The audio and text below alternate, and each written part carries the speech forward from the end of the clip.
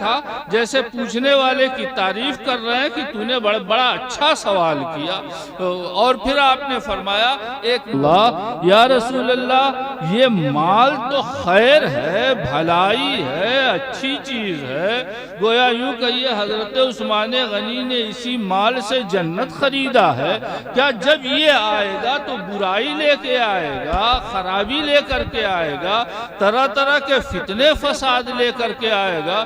تو حضور صلی اللہ تعالیٰ علیہ وسلم چپ رہے، آپ نے اپنا سر جھکا لیا۔ سن رہے ہیں؟ سن رہے بھیا؟ سن رہے ہیں؟ حضور نے سر جھکا لیا۔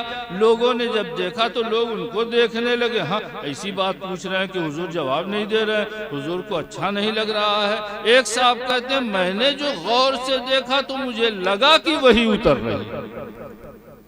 جب وہی اترتی تھی تو حضور کے چہرے کا انداز اور ہوتا تھا۔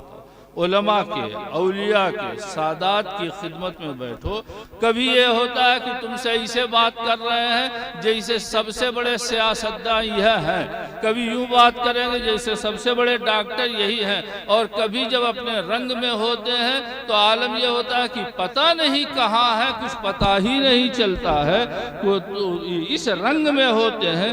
سرور کائنات صلی اللہ تعالیٰ علیہ وسلم کے چہرے اقدس پہ وحی کا اثر معلوم ہوا، وہ اثر ختم ہوا تو آپ نے فرمایا این السائل، جس نے ابھی پوچھا تھا وہ کہاں ہے؟ لہجہ ایسا تھا جیسے پوچھنے والے کی تعریف کر رہے ہیں کہ تو نے بڑا اچھا سوال کیا۔ اور پھر آپ نے فرمایا ایک مثال دیا کہ اس کی مثال ایسے ہی ہے جیسے موسم بہار میں خوب گھاسیں اگتی ہیں، بارش ہوتی ہے، طرح طرح کی گھاس اگتی ہے، ہر طرف ہریالی ہی ہریالی ہو جاتی ہے، طرح طرح کے پھول کھلتے ہیں۔ تو جو جانور، جو بھینس، جو گائے، جو جانور اس میں چرے جائے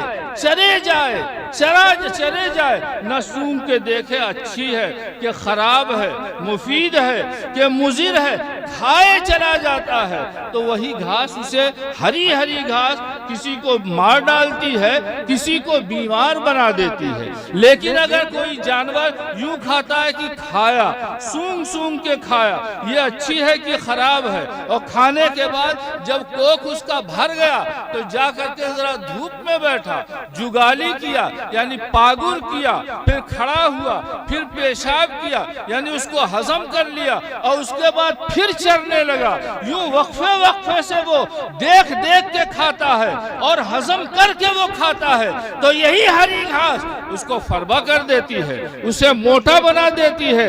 حضور نے یہ مثال دیا، مطلب کیا ہوا؟ صاف واضح ہے، یہ مال اللہ کا فضل ہے، نعمت ہے، رحمت ہے، اس سے جنت خرید سکتے ہو، یہ تمہارے لیے صدقہ جاریہ ہو سکتا ہے، مگر دیکھ کر کے لو کہ مال ہے کیسا، تمہارے لائق ہے یا تمہارے لائق نہیں ہے، حلال ہے یا حرام ہے، حلال ہے یا مشتبہ ہے، ہمارے لینے لائق ہے یا ہمارے لینے لائق ہے یا نہیں ہے، ہمارے لیے بہتر ہے یا ہمیں فتنے میں مبتلا کرے گا۔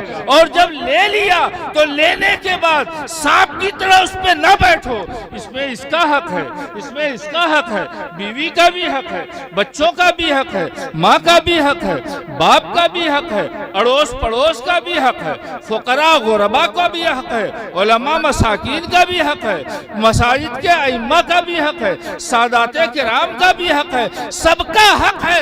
فاتو کل ذی حق حقا، ہر حق والے کو اس کا حق دو، تو یہی مال اللہ کا فضل ہوگا اور تمہارے لیے رحمت ہی رحمت ہوگی۔ اس طرح سے دیکھو گے اور اس طرح سے کماؤ گے تو یہ مال اللہ والا ہوگا اور تمہارے لیے نعمت ہی نعمت۔